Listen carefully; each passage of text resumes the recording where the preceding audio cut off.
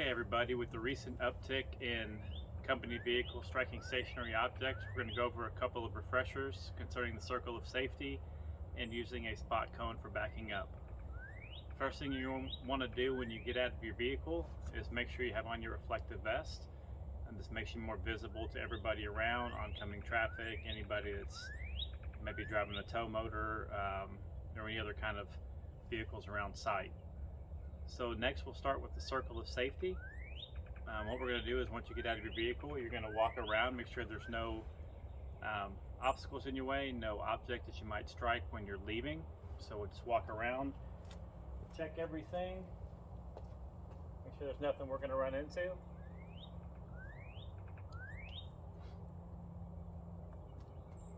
Once we've established that, we're going to put out a couple of safety cones to mark our vehicle off. So we'll put one on the driver's side, we'll put one in the front of the vehicle, and then we'll put one on the passenger side as well. And now we're good to unload, go inside, do paperwork, whatever we might need to do for our delivery.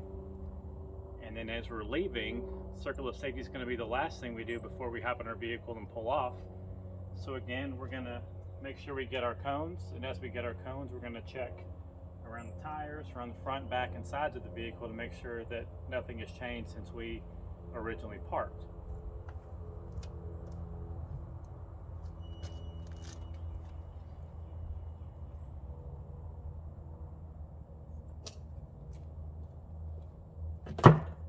So we then take the cones, put them in our vehicle, and that would be the last thing we do before we leave.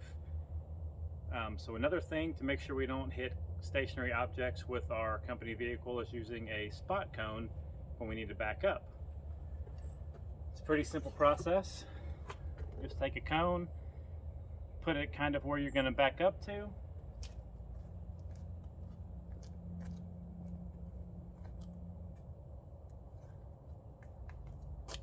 but you want to make sure that you can see that cone out of your side view mirror so you know where you're backing up to. Then when we get in the vehicle,